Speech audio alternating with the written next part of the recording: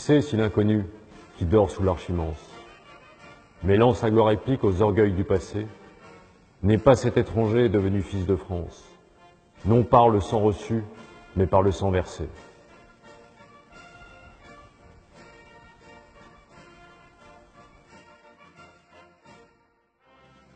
Depuis sa création, la Légion étrangère a participé à tous les conflits majeurs, payant un lourd tribut à son engagement sans limite et sa détermination sans faille.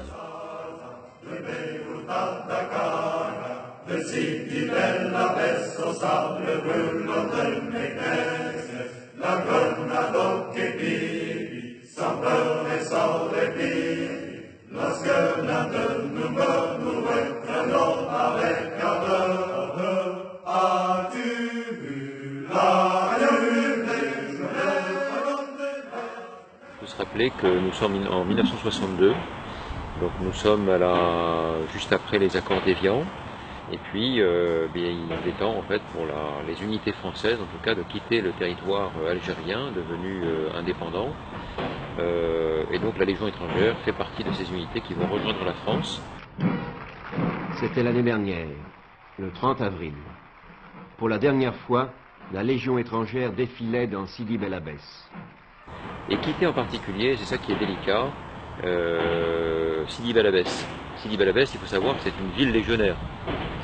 Et à ce titre, c'est une ville en fait, qui a été entièrement créée par la Légion étrangère en 1842. De rien, en fait, c'est devenu une ville en 1961 de 100 000 habitants.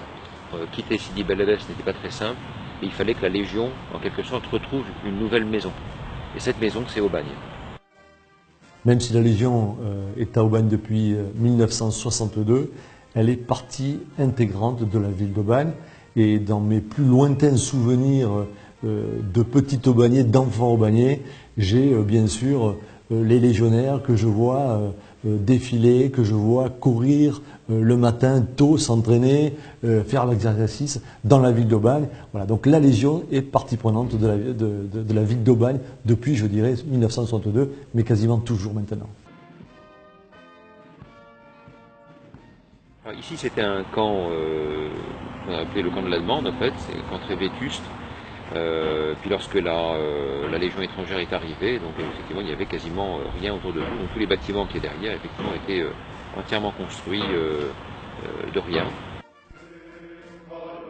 À 11 h ce matin, le cantonnement de la Légion étrangère à Aubagne retentissait de la sonnerie traditionnelle. Le général Housset, commandant la 9e région militaire, arrivait, saluant la garde et la musique. Le général Lefort, inspecteur de la Légion, et le colonel Vadot, commandant le 1er régiment qui y sera stationné, participaient aussi à la pose de la première pierre de la nouvelle caserne des Képis Blancs.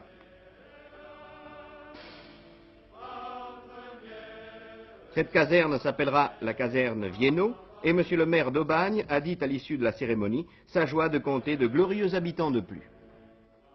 Sur cette arrivée des légionnaires à Aubagne, dans la mesure où ils étaient installés dans la vieille ville d'Aubagne, et qui a été un lieu de référence absolue, c'était le restaurant Margot.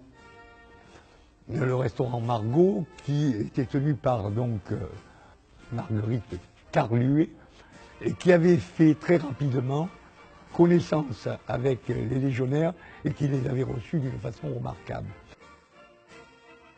Évidemment, la première priorité qui était celle de la Légion, c'était d'installer son état-major, et donc de construire les bâtiments, et surtout de construire la place d'armes qui allait accueillir le monument aux morts de la Légion étrangère, le monument de Sidi Bel Abbès que vous avez derrière vous.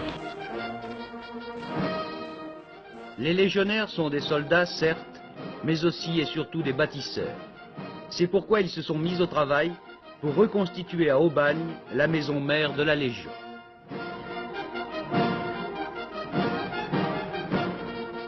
Leur premier souci fut de rebâtir le monument aux morts sur l'esplanade du camp, non loin de l'immeuble transformé en musée.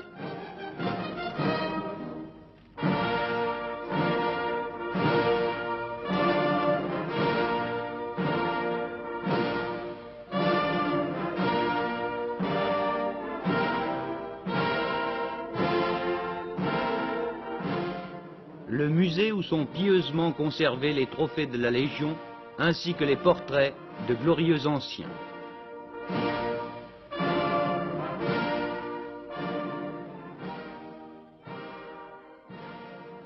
Depuis 1963, la cérémonie de Cameron se déroule au sein du quartier Vienno, devant des milliers de spectateurs venus des quatre coins du monde, pour commémorer le combat fondateur de la Légion.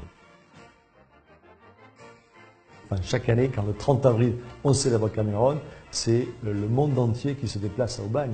Grand moment à la fois donc de souvenirs, grand moment, je dirais, d'émotion également, et donc tout ça fait partie, je dirais, de la culture aubagnaise que l'on partage très très volontiers avec la Légion étrangère. Le jour de Cameron, vous avez énormément donc, de personnes qui sont passées par la Légion et qui ont envie de revenir sur Aubagne. Et le jour de Cameron, toute la ville est bloquée parce qu'effectivement, c'est un attrait touristique. Et puis, ce musée de la Légion qui a mis très très longtemps, je dirais, à accoucher, mais qui, depuis maintenant une petite dizaine d'années donc est en place, est aussi un lieu culturel très fort. Il y a actuellement une très belle exposition qui s'intitule Entre terre et mer, donc qui décrit donc l'intégration de la Légion en Indochine. Et donc on trouve donc beaucoup de personnes qui savent qu'il y a donc ce musée, qui est donc une institution sur laquelle on aime venir et on aime donc bien sûr profiter de ces très belles expositions qu'il nous propose. J'étais conseillère pédagogique en arts plastiques sur la circonscription d'Aubagne pendant 14 ans jusqu'en juin et maintenant je suis réserviste citoyenne au musée de la Légion étrangère. Le projet avec le musée a permis de tisser un lien un petit peu plus étroit entre les écoles et la Légion, puisque les enfants viennent passer une journée à la Légion et faire des ateliers avec des légionnaires. Dans la ville d'Aubagne, c'est 300 familles, puisque donc là où se trouve le premier RE est composé d'hommes. Et ces hommes, ce sont aussi des pères, ce sont donc aussi des maris, et donc ce sont aussi des familles qui sont installées sur la ville. Et on a beaucoup de plaisir à les accueillir. Le fait qu'il y ait 300 familles qui soient effectivement sur le territoire aubagnais, les Aubagnaises et les Aubagnais ont confiance, mais dans la Légion étrangère en particulier. On sait que ce sont des hommes qui portent des valeurs, et donc on peut avoir confiance en eux, aux pères de famille qui composent donc le tissu des habitants de notre commune. Aubagne, carrefour géographique de Provence, pays de Manon et de l'eau, Aubagne, porte d'entrée des légionnaires dans leur nouvelle vie, symbole d'intégration et d'engagement. Enfin, Aubagne, cité médiévale qui puise son dynamisme dans la richesse de sa jeunesse, l'attachement aux traditions et le respect des anciens. Je souhaite tout simplement qu'on puisse fêter beaucoup d'autres anniversaires comme celui-là. Je souhaite que cette amitié, je n'ai pas peur d'utiliser ce mot, cette amitié qui lie le régiment et sa ville se poursuive aussi longtemps que possible. Un bel anniversaire que nous allons fêter ensemble pour cette 55e année d'arrivée de la Légion étrangère sur Aubagne. Et puis, si vous me le permettez, il y a moi cette devise de la Légion que je me remémore très très souvent, qui est honneur et fidélité.